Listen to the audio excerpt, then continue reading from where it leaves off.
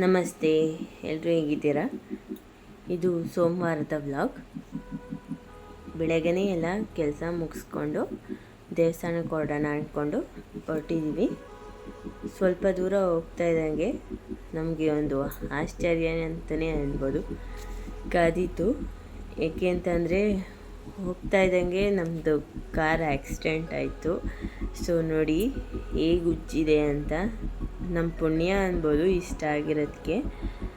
ತುಂಬಾ ಬೇಜಾರು ಕೂಡ ಆಯಿತು, ಹೊರಡ್ಬೇಕಾದ್ರೆ ಈ ಥರ ಆಯ್ತಲ್ಲ ಅಂತ.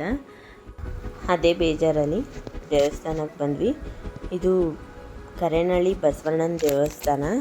ಸೊ ಈ ಮಾಗಡಿ ಸೈಡೆಲ್ಲ ತುಂಬ ಫೇಮಸ್ ದೇವಸ್ಥಾನ ಇದು. ಇಲ್ಲಿ ಯಾರೂ ಕೂಡ ಐನೋರಿಲ್ಲ, ನಾವೇ ದೇವರಿಗೆ ಪೂಜೆ ಮಾಡಿಕೊಂಡು ಹೋಗಬೇಕು. ಇಲ್ಲಿ ಅನ್ನದಾನ ಕೂಡ ನಡೆಯುತ್ತೆ ಸೋಮವಾರದ್ದು. ನಾವು ಹೋಗೋಷ್ಟರಲ್ಲಿ ಊಟ ಕೂಡ ಖಾಲಿ ಆಗಿತ್ತು. ದೇವಸ್ಥಾನಕ್ಕೆ ಹಸುಗಳಿಟ್ಟಿರೋರೆ ತುಂಬ ಜಾಸ್ತಿ ಬರ್ತಾರೆ ಅಂತಲೇ ಹೇಳ್ಬೋದು.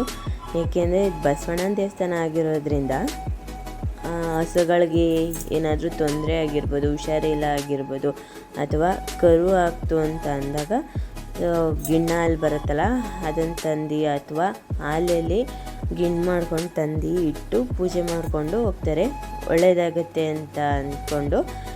ನಾವು ಕೂಡ ಬಸವಣ್ಣನ ಆಶೀರ್ವಾದ ತೊಗೊಂಡು ಹಣ್ಣುಗಳು ತೊಗೋಬೇಕಾಗಿತ್ತು, ಮತ್ತು ಮನೆಗೆ ಸ್ವಲ್ಪ ಐಟಮ್ಸ್ ಕೂಡ ಬೇಕಾಗಿತ್ತು. ಸೊ ಅದಕ್ಕೆ ಮಾಗಡಿಗೆ ಬಂದು ಎಲ್ಲ ತೊಗೊಂಡು ಮನೆಗೆ ಬಂದ್ವಿ. ಹಣ್ಣುಗಳನ್ನೆಲ್ಲ ಕ್ಲೀನ್ ಮಾಡಿಕೊಂಡು ಒಂದು ಬುಟ್ಟಿಗೆ ಹಾಕಿ ಎತ್ತಿಟ್ಕೊಂಡೆ.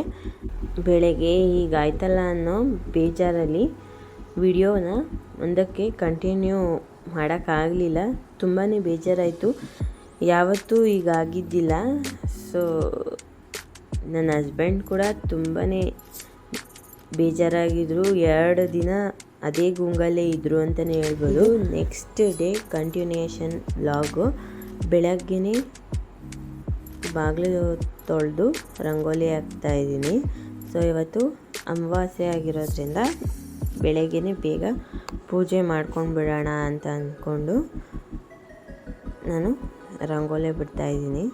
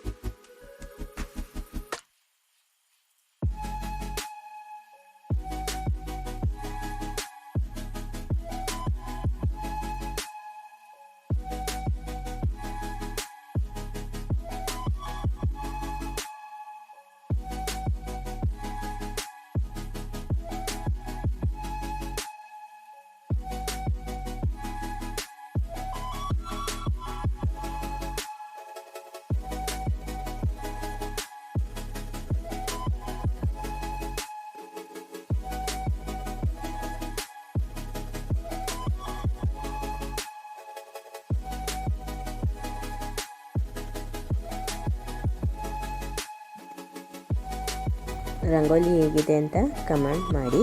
ಒಳಗಡೆ ಎಲ್ಲ ಕೆಲಸ ಮುಗಿಸ್ಕೊಂಡು ಸ್ನಾನ ಮಾಡಿ ದೇವ್ರ ಮನೆ ಕ್ಲೀನ್ ಮಾಡ್ಕೊಂಡು ಬಿಡೋಣ ಅಂತ ಅದು ಕೂಡ ಮಾಡಿಕೊಂಡು ಹೊಸಲು ತೊಳ್ಕೊಂಡು ಅದಕ್ಕೆ ಬಟ್ಟಿಟ್ಕೊಂಡು ರೆಡಿ ಮಾಡ್ಕೊತಾ ಇದ್ದೀನಿ. ಸಿಂಪಲ್ಲಾಗಿ ಒಂದು ರಂಗೋಲಿ ಕೂಡ ಹಾಕ್ಕೊಂಡೆ. ಪೂಜೆ ಮಾಡುವಾಗ ಈ ಥರ ರಂಗೋಲಿ ಹಾಕೋದು ಅಂದರೆ ನನಗೆ ತುಂಬಾ ಇಷ್ಟ.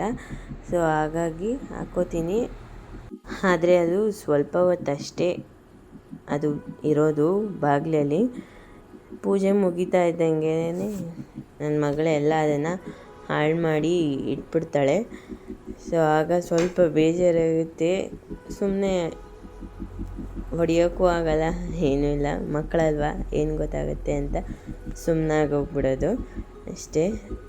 ಹಾಗಂತ ನಾನು ತುಂಬ ಚೆನ್ನಾಗಿ ಆಗ್ತೀನಿ ಅಂತಲೂ ಅಲ್ಲ. ಸೊ ನನಗೆ ಹೇಗೆ ಬರುತ್ತೋ ಆ ರೀತಿ ಬಿಡ್ತೀನಿ. ಪೂಜೆಗೆಲ್ಲ ರೆಡಿ ಮಾಡಿಕೊಂಡು ದೀಪ ಕೂಡ ಹಚ್ಕೊಂಡೆ. ಈ ರೀತಿ ನನಗೆ ಬೆಳಗ್ಗೆನೇ ಪೂಜೆ ಮಾಡಬೇಕು ಅಥವಾ ಸಂಜೆ ಪೂಜೆ ಮಾಡಬೇಕು.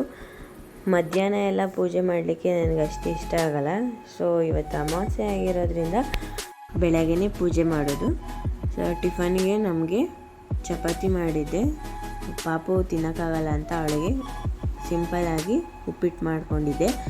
ಉಪ್ಪಿಟ್ಟು ಮಾಡೋದಕ್ಕೆ ಮೊದಲು ನಾನು ಒಂದು ಪ್ಯಾನ್ಗೆ ಎಣ್ಣೆ ಬಿಟ್ಟು ಸ್ವಲ್ಪ ಸಾಸಿವೆ ಹಾಕಿ ಸಿಡಿದ ನಂತರ ಕರಿಬೇವಿನ ಸೊಪ್ಪು ಸಣ್ಣದಾಗಿ ಹೆಚ್ಚಿಟ್ಕೊಂಡಿರೋ ಒಂದೇ ಒಂದು ಮೆಣಸಿನ್ಕಾಯಿ ಹಾಕ್ಕೊಂಡಿದ್ದೆ.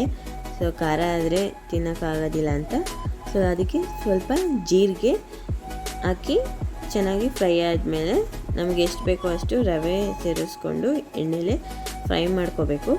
ಆಮೇಲೆ ಕಾಯಿಸಿಟ್ಕೊಂಡಿರೋಂಥ ನೀರನ್ನ ಹಾಕಿ ಚೆನ್ನಾಗಿ ತೆಳ್ಳಗೆ ಮಿಕ್ಸ್ ಮಾಡಿಕೊಂಡ್ರೆ ರೆಡಿ ಆಗುತ್ತೆ.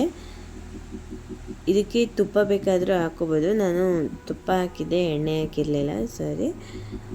ಅದಕ್ಕೆ ಆಮೇಲೆ ತುಪ್ಪ ಹಾಕೋಕ್ಕೆ ಹೋಗಲಿಲ್ಲ. ನೋಡಿ, ಅವಳು ತಿಂದ್ಬಿಟ್ಟು ಚೆನ್ನಾಗಿದೆಯಾ ಅಂದರೆ ಇಲ್ಲ ಅಂತಿದ್ದಾಳೆ. ಏನು ಕೇಳಿದ್ರು ಅದೇ ರೀತಿಯೇ ಮಾಡ್ತಾಳೆ, ಆಮೇಲೆ ತಿನ್ಕೋತಾಳೆ. ಅವಳಿಗೆ ಟಿಫನ್ ಎಲ್ಲ ಮಾಡಿಸಿ ಅವಳನ್ನ ಮಲಗಿಸ್ಬಿಟ್ಟು ಸ್ವಲ್ಪ ಮೀಶೋಯಿಂದ ಪ್ರಾಡಕ್ಟ್ಗಳನ್ನ ತರಿಸ್ಕೊಂಡಿದ್ದೆ. ಅದು ರಿವ್ಯೂ ವಿಡಿಯೋ ಮಾಡಬೇಕಾಗಿತ್ತು, ಅದು ಕೂಡ ಮಾಡಿಕೊಂಡು ನೆಕ್ಸ್ಟ್ ಅಲ್ಲಿ ನಮ್ಮದು ಕಾಂಪೌಂಡ್ ಒಳಗಡೆ ಸ್ವಲ್ಪ ಗಿಡಗಳನ್ನ ಹಾಕ್ಕೊಂಡಿದ್ದು. ಅದು ಎಲ್ಲ ತುಂಬ ವೀಡೆಲ್ಲ ಜಾಸ್ತಿ ಬೆಳ್ಕೊಂಡ್ಬಿಟ್ಟಿತ್ತು. ಅದಕ್ಕೆ ಅದನ್ನೆಲ್ಲ ಕ್ಲೀನ್ ಮಾಡ್ಕೊತಾ ಇದೆ. ನೋಡಿ, ಅವಳು ಕೂಡ ಕ್ಲೀನ್ ಮಾಡ್ತೀನಿ ಅಂತ ಬಂದು ಎಲೆ ಎಲ್ಲ ಕಿತ್ತಾಕ್ತಾ ಇದ್ದಾಳೆ. ಸೊ ಅವಳನ್ನ ಮೇಂಟೈನ್ ಮಾಡೋದೇ ನನಗೆ ತುಂಬ ದೊಡ್ಡ ಟಾಸ್ಕ್ ಅಂತಲೇ ಹೇಳ್ಬೋದು. ಕ್ಲೀನ್ ಮಾಡ್ತಾಯಿದ್ದೆ. ತುಂಬ ಗಾಳಿ ಕೂಡ ಜಾಸ್ತಿ ಇತ್ತು, ಅದಕ್ಕಾಗಿ ಟ್ರೈಪೋಡ್ ಬಿದ್ದೇ ಹೋಯಿತು. ಗಾಳಿ ಇದೆ, ಮಳೆ ಕೂಡ ಹನಿ ಬೀಳಕ್ಕೆ ಸ್ಟಾರ್ಟ್ ಆಗೋಯ್ತು. ಅದಕ್ಕೆ ನಾನು ಗಿಡಗಳನ್ನ ತಂದಿದ್ದೆ. ಗಿಡಗಳನ್ನ ಉಣ್ಬಿಟ್ಟು ಹೋಗ್ಬಿಡೋಣ ಇವತ್ತು ಸಾಕು ಅಂತ ಅಂದ್ಬಿಟ್ಟು ರೋಸ್ ಗಿಡಗಳನ್ನ ತಂದಿದ್ದೆ. ಅದನ್ನೆಲ್ಲ ಹಾಕ್ತಾಯಿದ್ದೀನಿ. ಸೊ ಇವತ್ತಿನ ವಿಡಿಯೋ ಇಷ್ಟೇ. ದಯವಿಟ್ಟು ಈ ವಿಡಿಯೋ ಇಷ್ಟ ಆಗಿದರೆ ಲೈಕ್ ಮಾಡಿ, ಶೇರ್ ಮಾಡಿ, ನಿಮ್ಮ ಅಭಿಪ್ರಾಯನ ಕಮೆಂಟಲ್ಲಿ ತಿಳಿಸಿ. ಸೊ ನೀವು ಕಮೆಂಟ್ ಮಾಡೋದ್ರಿಂದ ನಾನು ಮುಂದಕ್ಕೆ ಮೂವ್ ಆನ್ ಆಗಲಿಕ್ಕೆ ಹೆಲ್ಪ್ ಆಗುತ್ತೆ. ವಿಡಿಯೋ ಹೇಗಿದೆ, ಇನ್ನೂ ಏನಾದರೂ ಇಂಪ್ರೂವ್ ಮಾಡ್ಕೋಬೇಕು ಅನ್ನೋದು ಕೂಡ ನನಗೆ ಗೊತ್ತಾಗುತ್ತೆ. ದಯವಿಟ್ಟು ವಿಡಿಯೋನ ಪೂರ್ತಿಯಾಗಿ ನೋಡಿ, ಲೈಕ್ ಮಾಡಿ. ಸಬ್ಸ್ಕ್ರೈಬ್ ಮಾಡ್ಕೊಳ್ದೆ ನೋಡ್ತಾ ಇದ್ದರೆ ದಯವಿಟ್ಟು ಸಬ್ಸ್ಕ್ರೈಬ್ ಮಾಡಿಕೊಂಡು ನೋಡಿ. ನನ್ನ ಪುಟ್ಟ ಕೈ ತೋಟ ಹೇಗಿದೆ ಅನ್ನೋದನ್ನು ಕಮೆಂಟ್ ಮಾಡಿ.